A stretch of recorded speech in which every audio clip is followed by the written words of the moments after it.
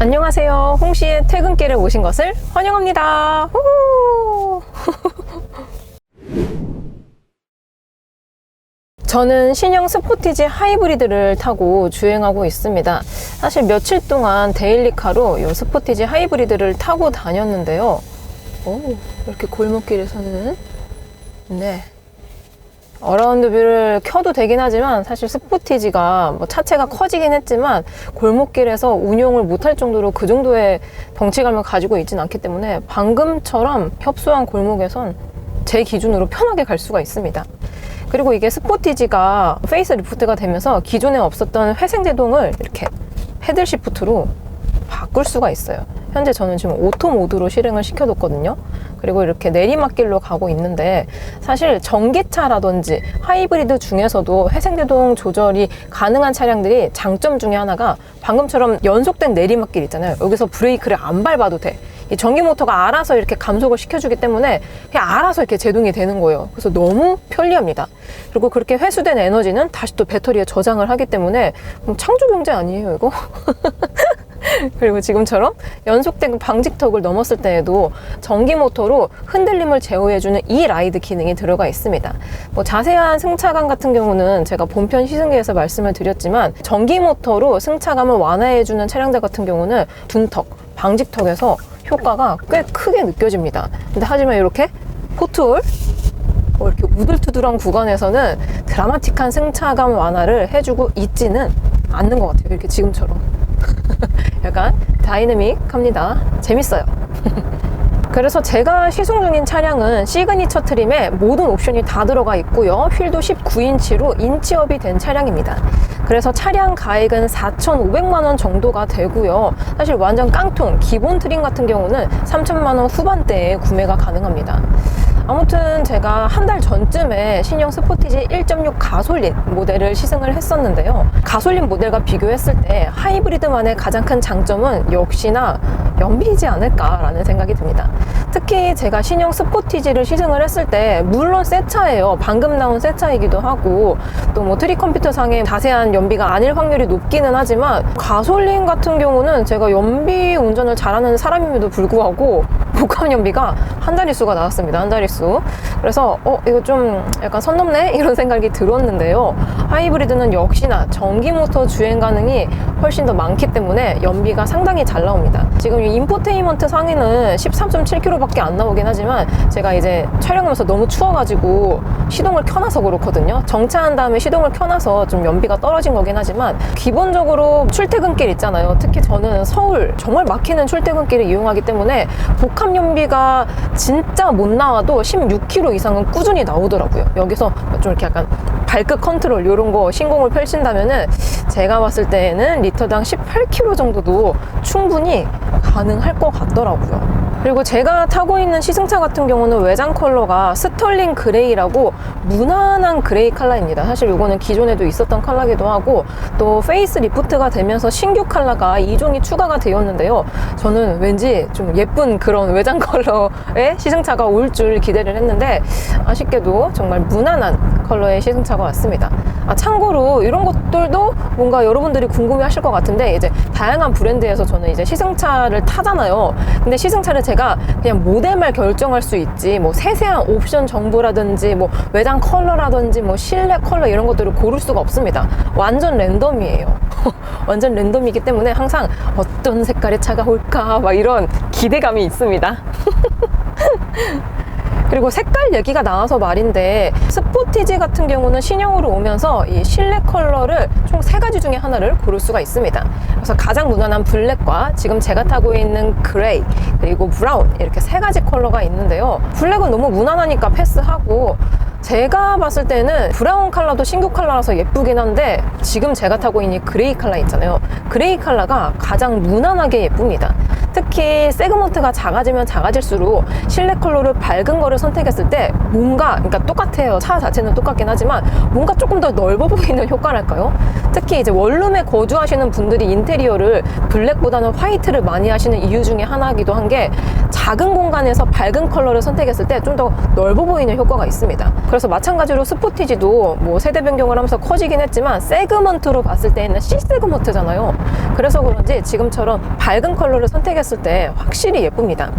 그리고 신규 컬러인 브라운 같은 경우는 시승차로는 못 봤고 이제 전시장에 전시가 되어 있는 차량을 봤는데, 이제 브라운도 되게 다양하잖아요. 특히 저는 이제 미대를 전공해가지고 컬러를 진짜 기깔나게 잘 쓰거든요. 근데 브라운도 다 같은 브라운이 아니고 좀 레드기가 더 많이 포함이 된 브라운이 있고, 블루기가 조금 더 포함이 된 브라운이 있고, 뭔가 블랙 컬러가 조금 더 포함된 브라운, 그러니까 되게 스펙트럼이 다양한데, 신형 스포티지 브라운 시트는 레드 컬러가 조금 더 포함이 되어 있는 브라운 컬러입니다.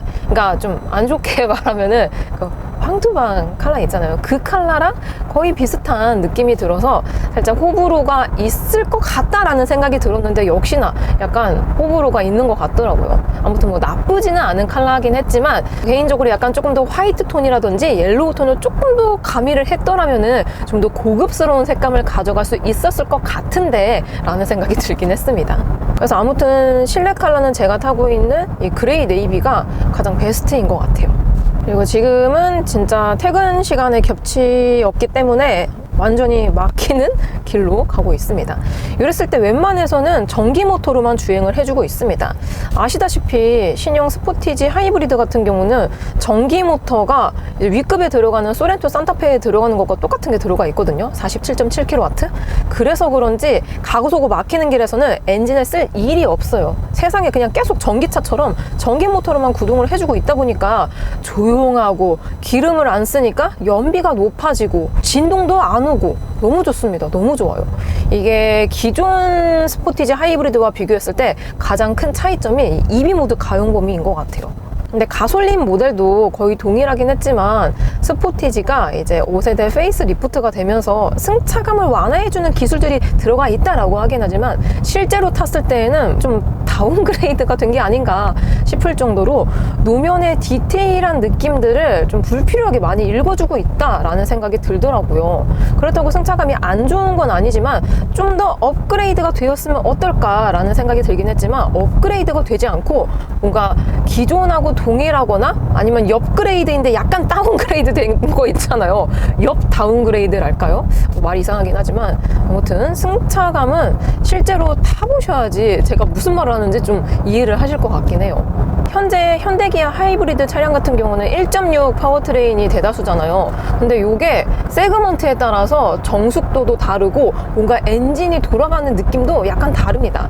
일단 이 1.6 하이브리드가 들어가는 차량 중에서 스포티지는 조금 작은 체급이라고 볼 수가 있잖아요. 그래서 그런지 이렇게 지금도 엔진으로 가고 있거든요.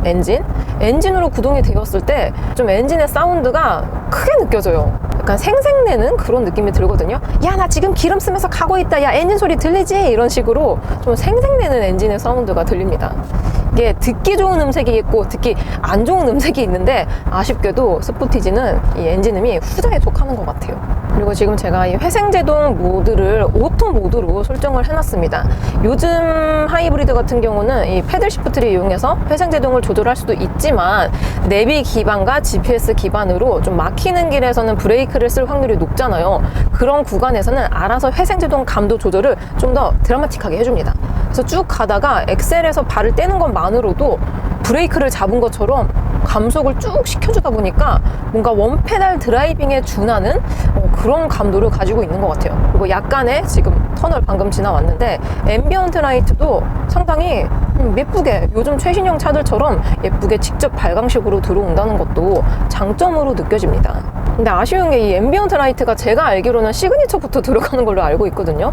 제발 이렇게 실내 인테리어 같은 거 너무 이 급에 따라서 나누지 않았으면 좋겠어요. 저는 사실 앰비언트 라이트를 진짜 좋아하는 사람이거든요. 근데 이렇게 신형을 사고, 또 신형 같은 경우는 가격도 많이 올랐는데 내가 좀 중하위 트림을 골랐다고 앰비언트 라이트 이런 거를 막 차별해줘. 그러면 진짜 기분 상하거든요. 이런 것들은 제발 기본으로 해주세요. 제발. 약간의 정체가 풀렸기 때문에 스마트 크루즈를 써보도록 하겠습니다. 아시다시피 고속도로 주행보조 2가 들어가 있기 때문에 요즘 최신 반자율 주행 기능을 사용을 할 수가 있습니다. 그리고 차선 변경 보조도 지원을 하기 때문에 편리합니다. 그리고 그리고 신형 스포티지가 좋은 점 중에 하나가 제가 지금 차선 변경 해볼게요. 이쪽으로 깜빡이 놓고 살짝만 대고 있어요. 이거 봐봐요. 살짝만 터치를 했을 뿐인데도 차선 변경을 해주고 있습니다. 이게 정전식 그립 감지 시스템이 들어가 있기 때문에 가능한 건데요. 사실 이 그립 감지 시스템이 제가 알기로는 신형 그랜저에 가장 처음 도입이 되었거든요. 현대기아 차량 중에서는. 그래서 좀 윗급에만 들어갈 줄 알았는데 이렇게 준준형의 스포티지에 들어가는 게 좀 놀랬습니다. 오히려 윗급인 소렌토에는 이 직접 이 그립 감지 시스템이 없거든요. 그래서 소렌토 같은 경우는 토크 방식이라서 이렇게 알아서 이렇게 움직여줘야 돼요. 그런 것들도 확실히 최신형인 스포티지가 장점을 많이 가지고 있는 것 같아요.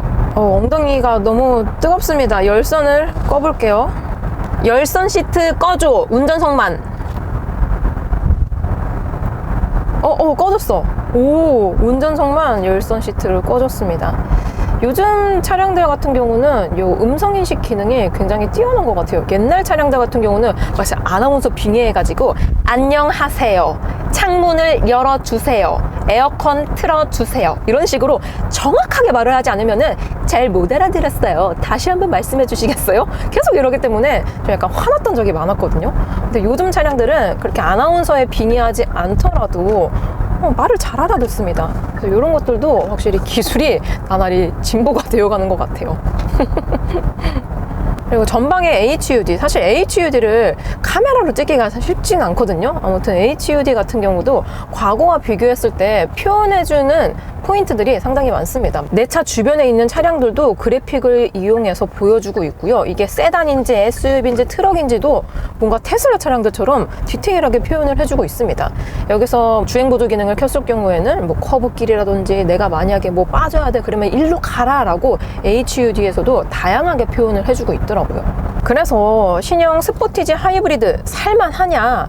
사실 요거는 우선순위를 따져봐야 될 것 같습니다. 제가 본편에서 말씀을 드리긴 했지만 가솔린과 비교했을 때 평균적으로 한 600만 원이 비싸거든요. 근데 진짜 비싼 겁니다, 이거. 왜냐하면은 소렌토 같은 경우는 가솔린과 하이브리드를 비교했을 때 가격 차이가 한 280? 한 200만 원 중후반 정도가 나고요. 산타페 같은 경우는 119만 원 정도가 차이가 납니다. 그러니까 한 200만 원 정도만 들이면은 가솔린 파워트레인에서 하이브리드 파워트레인을 옮겨갈 수가 있는데 스포티지는 웬걸 600만 원을 써야 돼요. 600만 원 상당히 비싼 금액이거든요.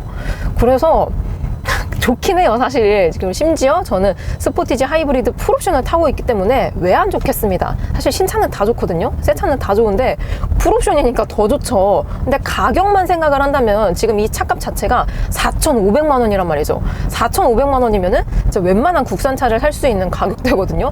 막 팰리세이드급으로 엄청 큰 차가 아니라면은.